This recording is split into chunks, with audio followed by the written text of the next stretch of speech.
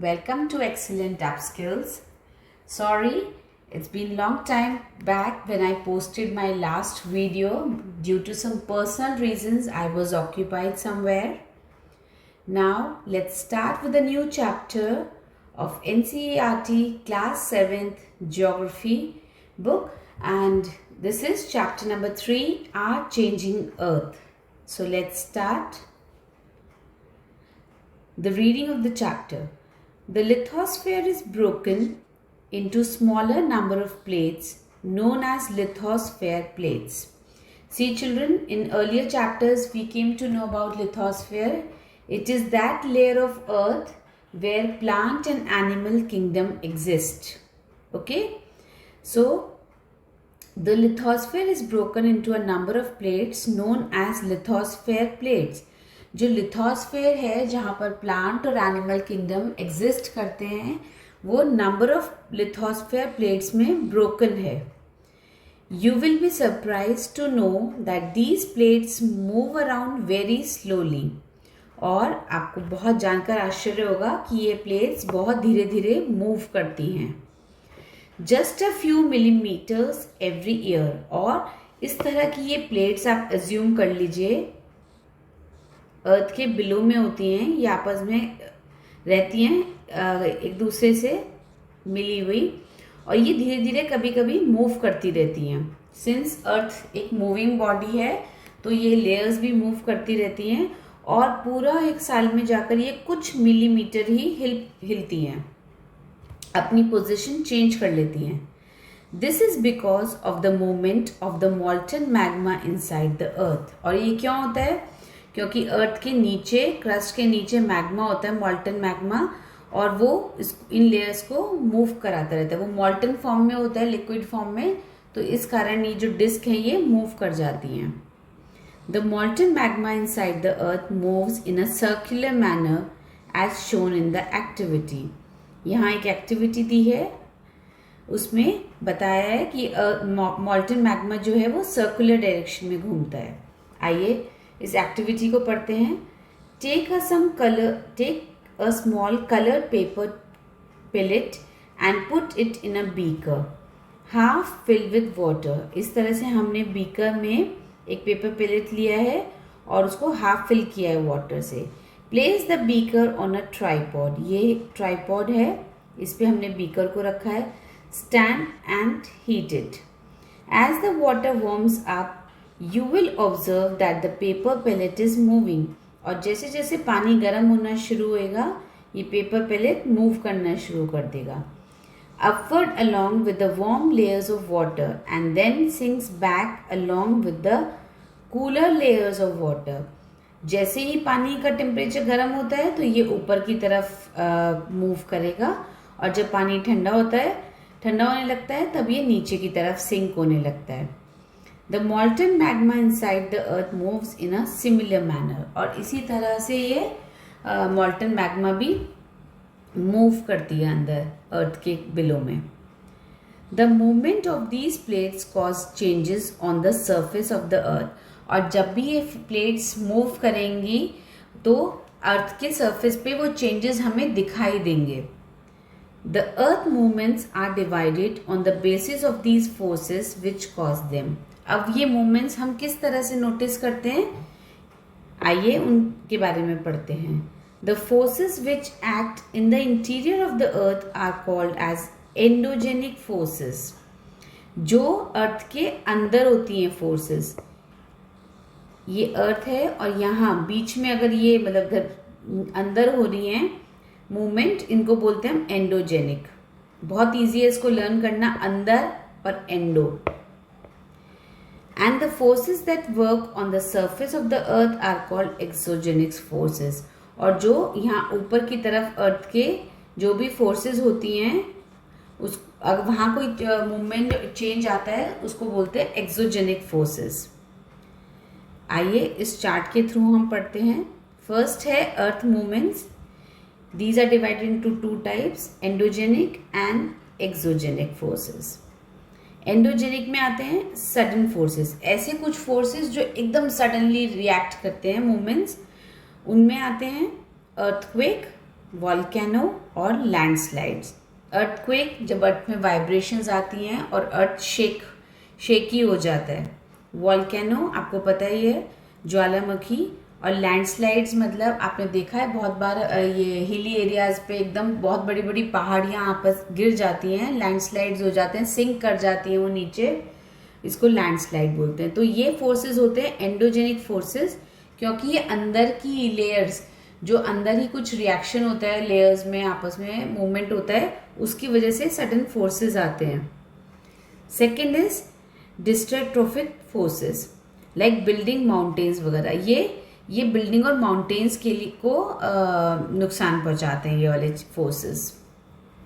Next is exogenic forces. Exogenic forces जो earth के ऊपर रहते हैं, like erosion and deposition. Erosion means कि कहीं ना कहीं कटाव आ जाते हैं ना अर्थ की लैंडफॉर्म्स में, रॉक्स में, सॉइल में, रिवर में, तो ये इरोजन कहलाता है। और डिपोजिशन मीन्स नया कुछ दोबारा बनता है due to the movements on the earth. इस तरह के फोर्सेस कौन से होते हैं? River, wind, sea waves and glaciers. Now let's study in detail about these forces. Endogenic forces sometimes produce sudden movements and at the other time produce slow movements. Endogenic forces कभी तो बहुत जल्दी sudden movements show करते हैं और कभी कभी उनमें slow movements होते हैं.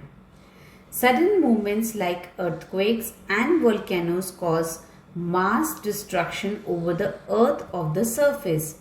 और जो सडन मूवमेंट्स होते हैं, जो एकदम अचानक से आ जाते हैं, और वो जैसे उनके एग्जाम्पल्स हो गए अर्थ और वोल्केनो, तो ये बहुत ज़्यादा तबाही मचा देते हैं धरती पर। On the creates mass destruction over the surface of the earth. Earth के सरफेस पर ये बहुत ज़्यादा नुकसान, तबाही मचा कर जाते हैं। A volcano is a vent opening in the earth crust through which molten material erupts suddenly. ये एक वॉल्केनो का डायग्राम है, आप देख सकते हैं। नीचे ये मॉल्टन मैग्मा है और ये क्रस्ट लेयर है और ये हमारा माउंटेन है। जब ये ऊपर की तरफ मैग्मा आता है तो कई बार तो ये अंदर ही मेल्ट होकर गिर जाता है और कई बार ये ऊपर आ जाते हैं ऐसे बर्स्ट होकर, गैसेस और एशेस आते हैं। तो ये पार्ट क्या कहलाता है? वेंट। वेंट मीन्स ओपनिंग, जो ऊपर की तरफ जाने का। क्रेटर इसका टॉप मोस्ट फेस होता है ऊपर का, और ये मॉल्टन लावा है जो फ्लो करके आ रहा है। और बाहर क्या रिलीज हो रही है? बाहर रिलीज हो रही है गैसेस और एशेस। सो वेंट क्या है? ओपनिंग है जहां से ये मैग्मा रिलीज होता है, बाहर इरप्ट होता है। Similarly, when the lithospheric plates move, the surface of the earth vibrates. इसी का तरह से जब कभी लिथोस्फेरिक प्लेट्स आपस में मूव करती हैं तो क्या होता है? अर्थ वाइब्रेट करने लगता है। The vibrations can travel all around the earth, और ये वाइब्रेशंस पूरी अर्थ के अंदर आ जाती हैं।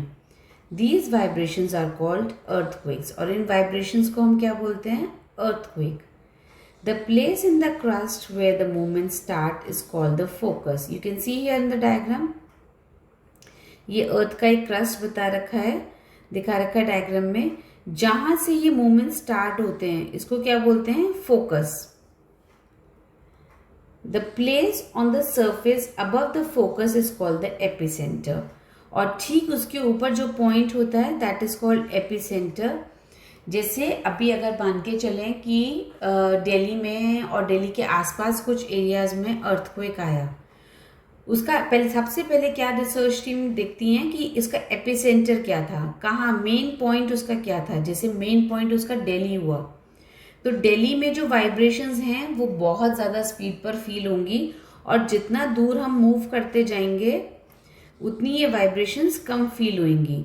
तो दिल्ली के आसपास हमें ज़्यादा वाइब्रेशंस महसूस होती है, और दूर अगर उत्तराखंड, राजस्थान की तरफ जाएंगे तो वहाँ वाइब्रेशंस इतनी कम हो जाती है कि या तो बहुत कम महसूस होती है या होती ही नहीं है।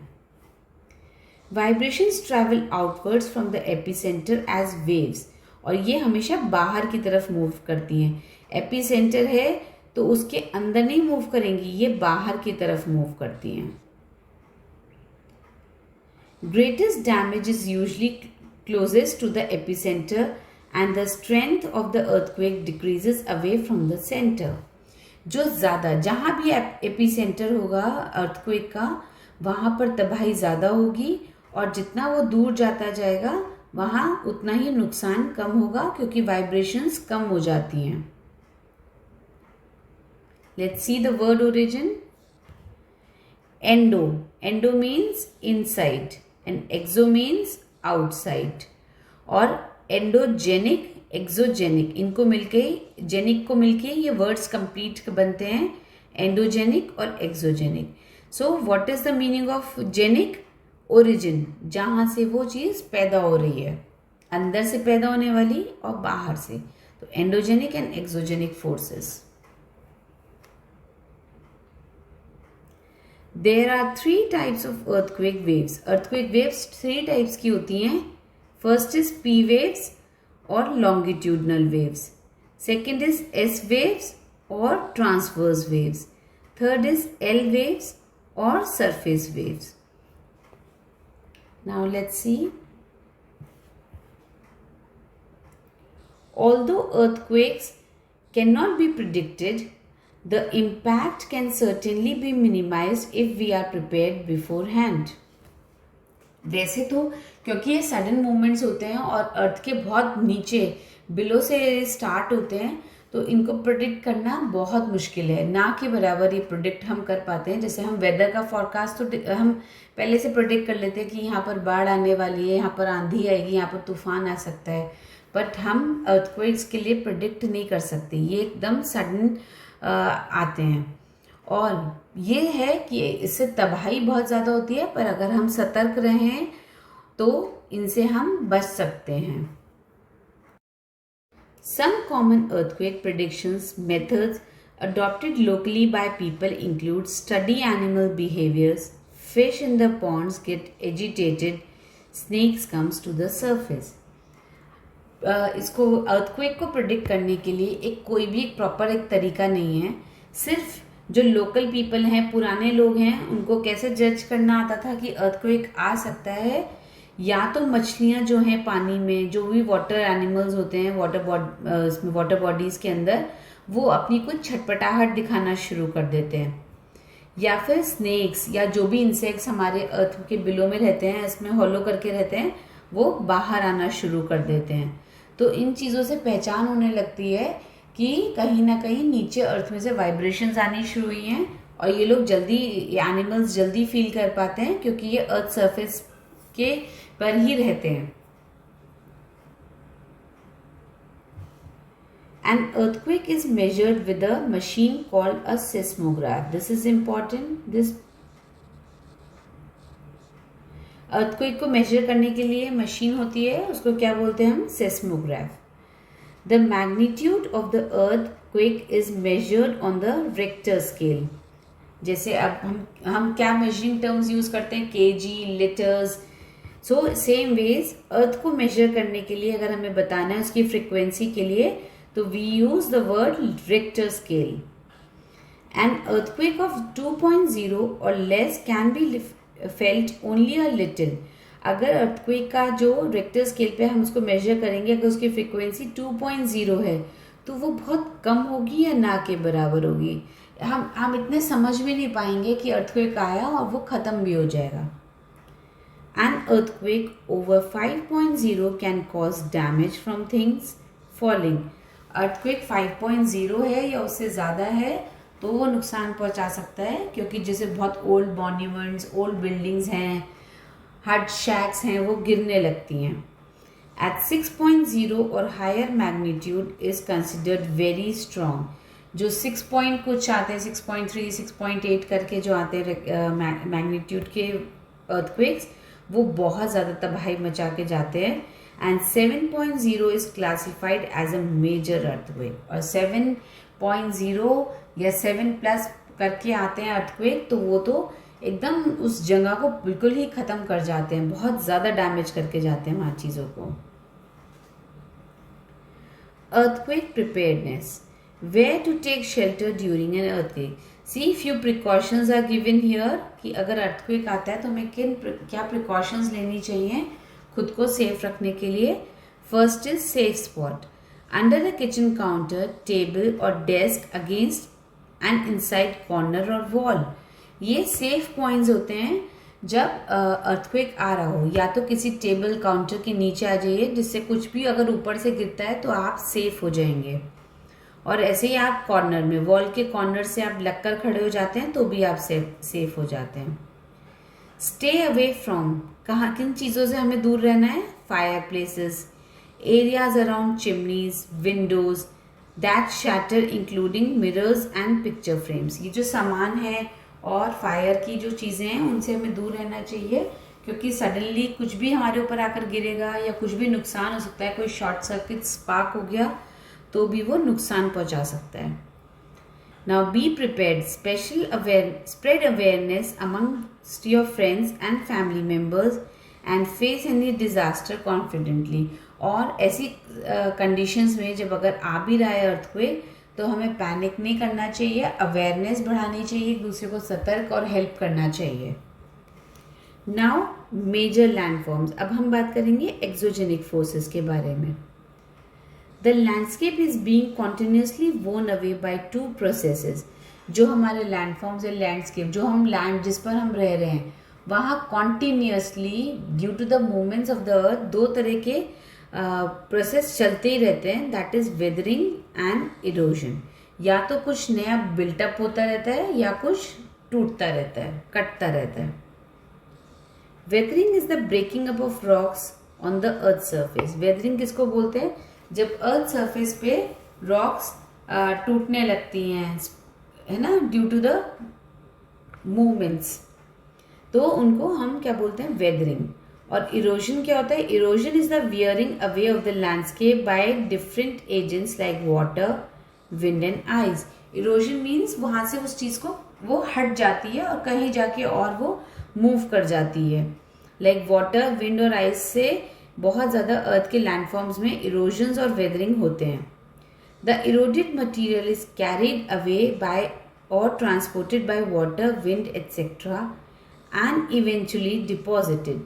वो इरोडेड जो मटीरियल होता है एक जगह से तो कट जाता है पर आगे जाके वो दूसरी जगह जाकर मिल जाता है. तो ये किस कारण से होता है? वाटर के कारण और विंड के कारण. This process of erosion and deposition create different landforms on the surface of the earth. और ये जो प्रोसेस हैं दो, इरोजन और डिपोजिशन या इरोजन और वेदरिंग भी बोल सकते हैं, ये कॉन्टिन्यूस लैंडफॉर्म्स में चेंजेस लाते रहते हैं. Now let's see the work of a river. The running water in the river erodes the landscape. जो रनिंग वाटर है रिवर में वो बहुत कुछ कट कर देता है लैंडस्केप को. When the river tumbles at a steep angle over very hard rocks और down a steep valley inside it calls a waterfall. Steep मतलब एक तो पानी ऐसे बह कर आ रहा है तो इससे ज़्यादा कट नहीं आएगा, ये एकदम प्रेशर से नहीं आ रहा है. अगर पानी ऐसे गिर रहा है अर्थ के सरफेस पर तो जो एकदम पानी प्रेशर से गिरेगा, स्पीड से गिरेगा, तो वो क्या कर देगा? यहाँ के रॉक्स को या तो ब्रेक कर देगा या उनके अंदर ऐसे हॉलो कर देगा, उसको गड्ढा बना देगा उसके अंदर. क्योंकि कोई चीज़ जब प्रेशर से गिरती है तो ऑब्वियसली जो स्टोन्स हैं, जो सरफेस है वो इरोड हो जाएगा. As the river enters the plain, it twists and turns forming land bends known as meanders. और जब रिवर जो है वो प्लेन एरियाज में आने लगती है तो सी उसको वो अपना कैसे ट्विस्ट एंड टर्न लेती हुई आती है, तो इसको बोलते हैं लार्ज बेंड्स. जो बहुत गहरे गहरे बेंड्स होते हैं उसको क्या बोलते हैं? meanders. Due to continuous erosion and deposition along the sides of the meander, the ends of the meander loop come closer and closer. और देखिए ये सब लूप्स है ना, एक लूप, दो लूप, तीन लूप, इस तरह से लूप्स बन जाती है मेंडर्स की, ये वाली. तो अब धीरे धीरे समय के साथ साथ ये लूप्स कटने लगती हैं. सी हियर, आप देख रहे हैं कटी हुई लूप है ये मेंडर की. In due course of time, the meander loop cuts off from the river and forms a cut-off lake. और क्योंकि ये इस मेन रिवर से अलग हो गई है तो अब ये अपने आप में एक छोटी सी लेक बनकर रह गई है. इस लेक को हम क्या बोलते हैं? Also called an oxbow lake, और इसको हम बोलते हैं oxbow lake. At times the river overflows its bank. This leads to the flooding of the neighboring areas. जब तक रिवर अपने बैंक तक ऐसे क्रॉस करती है तो फ्लडिंग भी आ जाती है आसपास के एरियाज में. As it floods, it deposits layer of fine soil and other material called sediments along its bank. जब भी रिवर प्रेशर से आ रही है बहकर को तो वो क्या लाएगी? वो अपने साथ रिच सॉइल सेडिमेंट्स लेकर आती है जिसको वो अपने यहाँ अपने शोर्स पे कलेक्ट करना शुरू कर देती है. This leads to the formation of a flat fertile food plain. और ये क्या बनता जा रहा है अभी? ये सेडिमेंट्स इकट्ठे होकर ये क्या बन रहा है? ये एक food plain, fertile food plain बन रहा है जहां हम कल्टीवेशन भी कर सकते हैं. The raised banks are called leaves. जो ये बैंक्स उठ जाते हैं, ये रिवर बह रही है और ये जो बैंक्स हमारे बहुत ऊंचे ऊंचे बन जाते हैं ना, उनको क्या बोलते हैं? Leaves. As the river approaches the sea, the speed of the flowing water decreases. और जैसे जैसे रिवर सी की तरफ जाने लगती है इसकी स्पीड कम होती जाती है, क्योंकि ऑब्वियस है अगर रिवर हील्स पे से आ रही है तो वो बहुत ज़्यादा प्रेशर से आ रही होगी, और अगर रिवर प्लेन एरियाज पे चल रही है तो वो धीरे धीरे मूव कर रही होगी. As the river approaches the sea, the speed of the flowing water decreases, and the river begins to break up into a smaller number of streams called distributaries. और जैसे ही अपनी शोर नीचे आने लगती है एंड की तरफ, अपने बैंक्स की तरफ, तो ये क्या होती है? ये कई सारे पार्ट्स में डिवाइड होना शुरू हो जाती है. अलग अलग इसके ट्रैक्स बन जाते हैं कई सारे, और इनको हम क्या बोलते हैं? Distributaries. The river becomes so slow that it begins to deposit its load. और रिवर इतनी स्लो हो जाती है कि ऐसे यहाँ से बहुत तेज आ रही है, यहाँ के वो डिफरेंट उसमें डिवाइड होती चली जाती है. मेन रिवर डिस्ट्रीब्यूटरीज बना लेती है अपनी, और वहां पर solid formation, solid rich soil का फॉर्मेशन होने लगता है. Each distributary forms its own mouth. और सी ये रिवर है, ये डिस्ट्रीब्यूटरी है, ये इसकी एक और डिस्ट्रीब्यूटरी हो गई, तो ये जो तैयार हुआ है ये इसका माउथ है. The collection of sediments from all the mouths forms a delta. और इन माउथ पे, क्योंकि ये यहाँ से जा रही है रिवर, ये यहाँ से जा रही है, तो ऑब्वियसली जो रिवर के पास वाले एरिया हैं वो रिच इन फर्टाइल सॉइल हो जाएंगे. तो इसी कारण यहाँ माउथ के पास, कोई भी नदी के पास, उसके माउथ पर बहुत ज़्यादा sediment, rich fertile soil collect होनी शुरू हो जाती है. Now next is work of sea waves. आइए सी वेव्स के बारे में पढ़ते हैं. The erosion and deposition of the sea waves gives rise to coastal landforms. Coastal क्या होते हैं? आपको मैंने इंडिया के मैप में बताया है.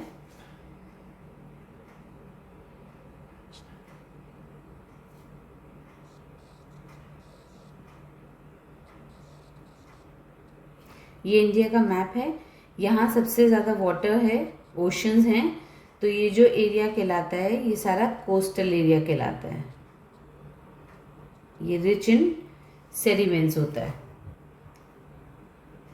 तो जब ये पानी यहाँ पर बहता रहेगा तो यहाँ पर ये जो उठ जाता है वहाँ का एरिया, साइड का, कोस्टल एरियाज का, तो एक ऊंचाई आ जाती है उसको प्रोटेक्ट करने के लिए, जिससे वाटर लैंड की तरफ, प्लेन एरियाज की तरफ मूव नहीं करे. Sea waves continuously strike at the rocks. Sea waves आपने देखा है, लहरें कितनी ऊंची ऊंची आती हैं तेज तेज, और वो किससे टकराती रहती हैं? वो रॉक्स से टकराती रहती हैं. Cracks develop over time, they become larger and wider. आप देख रहे हैं इस डायग्राम में, ये रॉक है, यहाँ से सी वेव टकरा रही हैं और यहाँ पे ऐसे हॉलो होना शुरू हो गया है. You can see here also, here also, here also. Cracks develop होने शुरू हो जाते हैं. Thus hollow like caves are formed on the rocks. और इस तरह से करके कुछ गुफाएं बन जाती है. अगर आपने कभी गए हैं ऐसी जगहों पर, शोर्स पर, कोस्टल एरियाज पर, वहाँ देखेंगे आप, वहाँ रॉक्स में गुफाएं बनी रहती हैं. They are called sea caves. और उनको क्या बोलते हैं? सी केव्स, क्योंकि वो नदियों में बनी होती हैं. As these cavities become bigger and bigger, only on the roof of the caves remains. जब ये इनसे पानी टकराता रहता है, वेव्स टकराती हैं रॉक से, तो ये धीरे धीरे, जो अभी ये इतना हॉलो है, ये बड़ा होता जाएगा, धीरे धीरे और बड़ा होता जाएगा, और सिर्फ ये रूफ और इसका स्ट्रक्चर बच जाएगा ये. Thus forming sea arches. और उनको क्या बोलते हैं? Sea arch. यहाँ सी आर्च यहाँ बताया है, ये छोटा है, और जब ये धीरे धीरे सॉइल पूरी खत्म हो जाएगी, ये इतना बड़ा रह जाएगा सिर्फ फ्रेम, उसको क्या बोलते हैं? Sea arch. Further erosion breaks the roof and only walls are left. और धीरे धीरे जैसे जैसे इरोजन और चलता रहता है समय के साथ, ये 1 या 2 दिन का प्रोसेस नहीं है, ये प्रोसेस बहुत टाइम लगाता है, कई साल हो जाते हैं. जब ये रॉक क्रैक्ड होती है, उसके बाद इसमें हॉलो बनने लगते हैं, उसके बाद इसमें आर्चेस बनने लगते हैं. और जब ये रूफ भी खत्म हो जाता है ना, वॉल्स खत्म हो जाती है, तो सिर्फ रूफ रह जाता है. These wall like features are called stacks. और इनको हम क्या बोलते हैं? Stack. Here you can see in the diagram, यहाँ ना केव है और ना ही कोई ऊपर रूफ है, बस एक स्टोन का पीस ऐसे रह गया है. That is called stack. The steepy rocky coast rising almost vertically above sea water is called sea cliff. एक स्टीपी रॉक कोस्ट रॉकी होता है, रेतीला मिट्टी का, जो पानी के साथ आती है, मिट्टी रॉक्स आती है, रह जाता है वर्टिकली सी वाटर के साथ साथ, उसको बोलते हैं सी Cliff.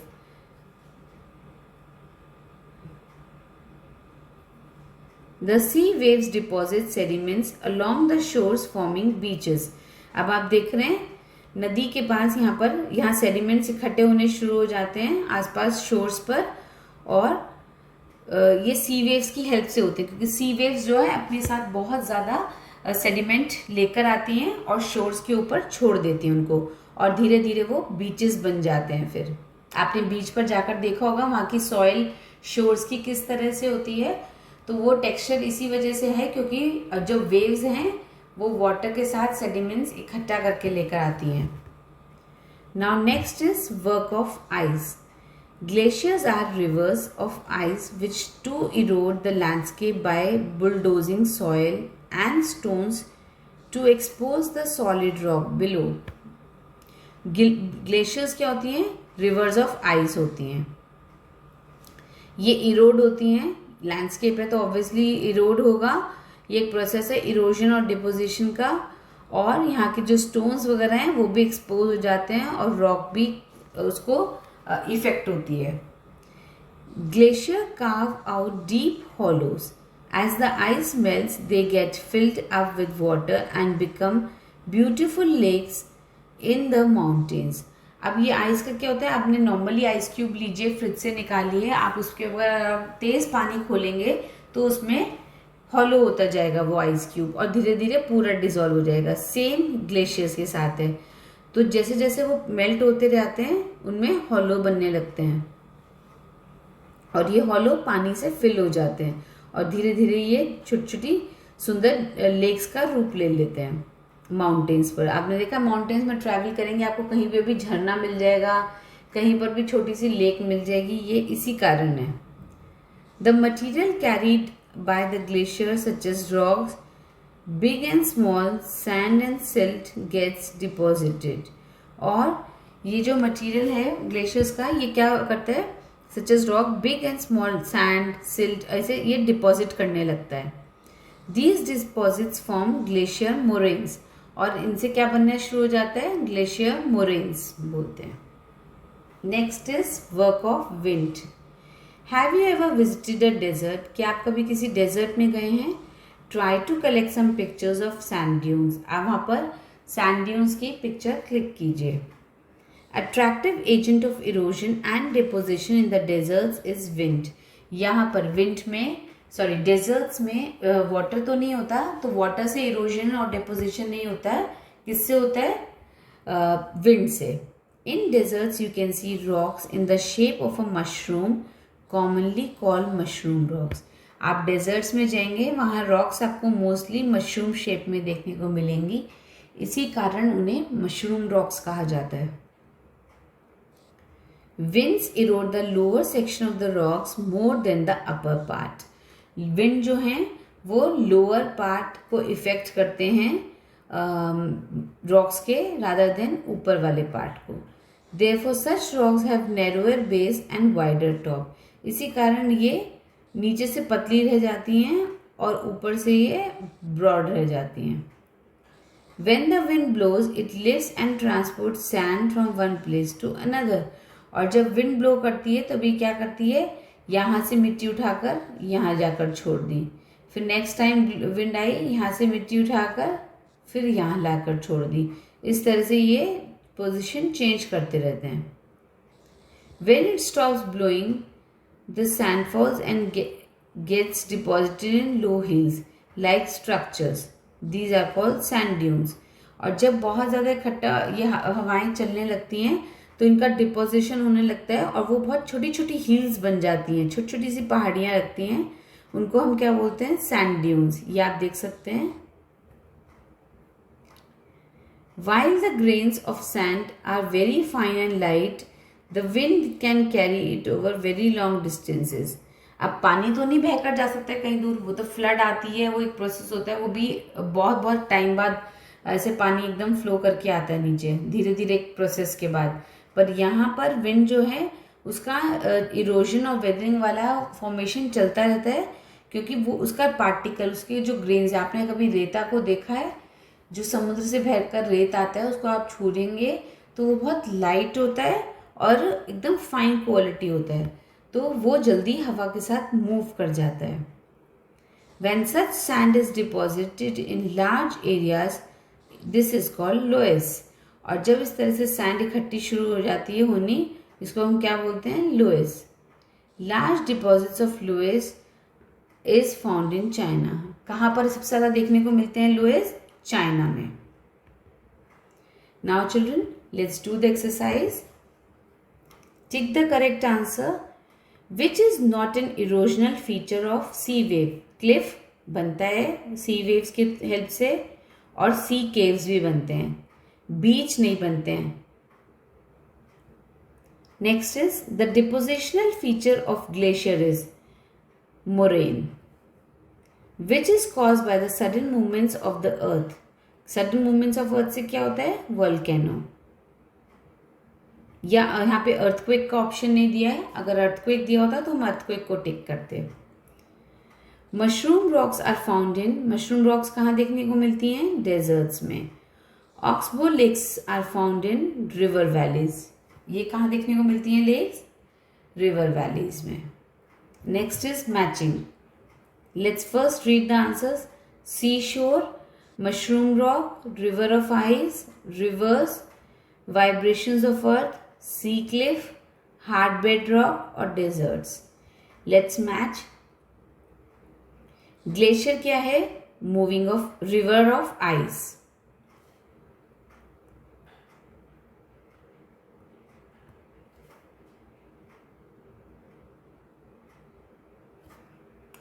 Now let's see. Glacier क्या है? River of ice. Next is meanders. Meanders कहाँ बनते हैं? रिवर्स की हेल्प से. बीच, सी शोर, समुद्र, ये सी के किनारे, समुद्र के जो शोर्स होते हैं. सैंड ड्यून्स डेजर्ट्स में पाए जाते हैं. वाटरफॉल, हार्ड बेड रॉक, ये क्या करते हैं? वाटरफॉल हार्ड बेड रॉक को उसमें क्रैक्स डाल देते हैं और उनको हॉलो कर देते हैं. Next is earthquake, vibrations of earth. जब अर्थ वाइब्रेट करती है that is called earthquake. Now children, let's fill this crossword puzzle.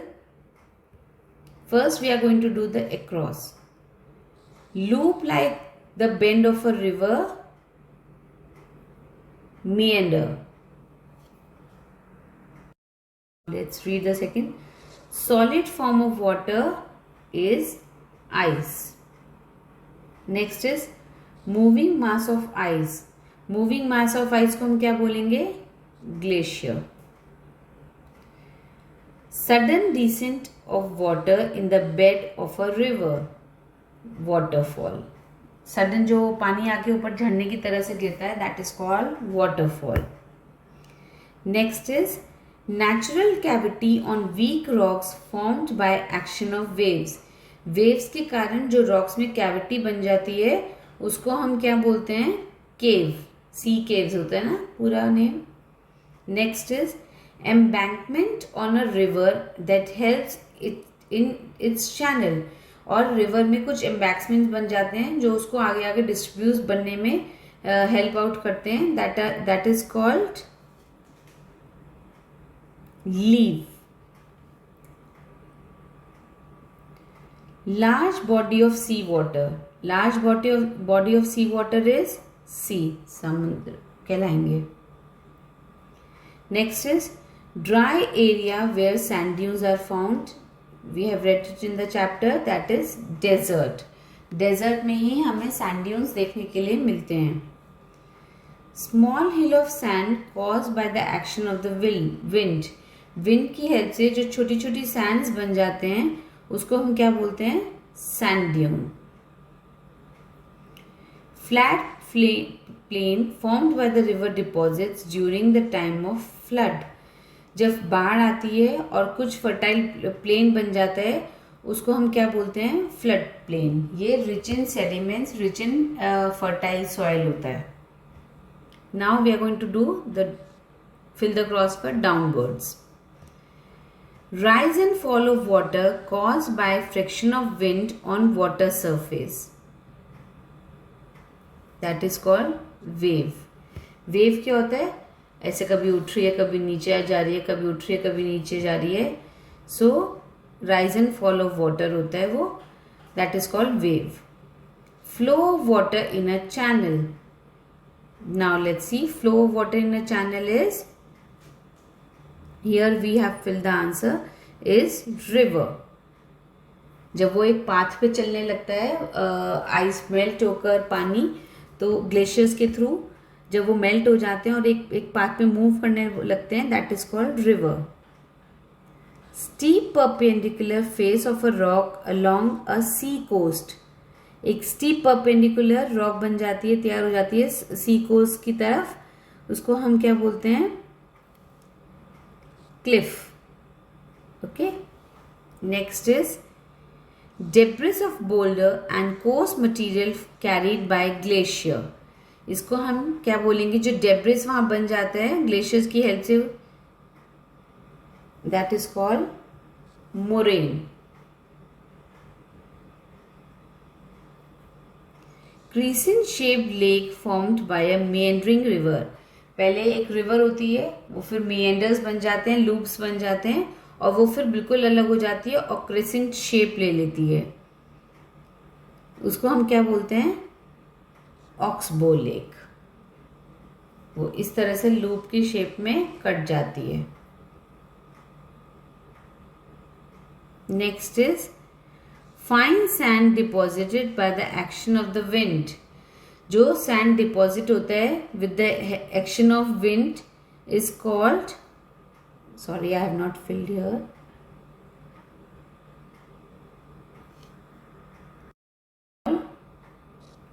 Lewis. Isolated mass of rising steep rock near a coastline. जो आइसोलेटेड जो rise steep rock बन जाती हैं coast line की तरफ, उनको हम क्या बोलते हैं? Stack. This is the word. Stacks बन जाते हैं. हमने डायग्राम में भी देखा था यहाँ पर.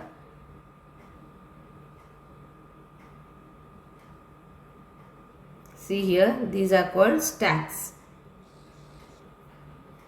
Now the last one is alluvial tracts of land formed by the river deposits at the mouth of the river. जो रिवर के माउथ पे जो फॉर्मेशन होता है, जब एंड हो जाता है रिवर का, वो जाके समुद्र में मिलने लगती है, तब क्या बनने लगता है? वहाँ पर डेल्टा, ये रिच इन एलुवियल सॉइल होता है. सो children, read the chapter carefully, mark these questions, mark important questions also, and please don't forget to like, share and subscribe my channel. and please आप लोग मुझे अपडेट करते रहिए कमेंट्स में, आप कौन से चैप्टर की चाहते हैं आपको हिंदी में एक्सप्लेनेशन हो. प्लीज़ मेरे को मैसेज करके बताइए और अपने फ्रेंड्स फैमिली मेम्बर्स को ये चैनल के बारे में उनको शेयर कीजिए और इसको सब्सक्राइब कीजिए फर्दर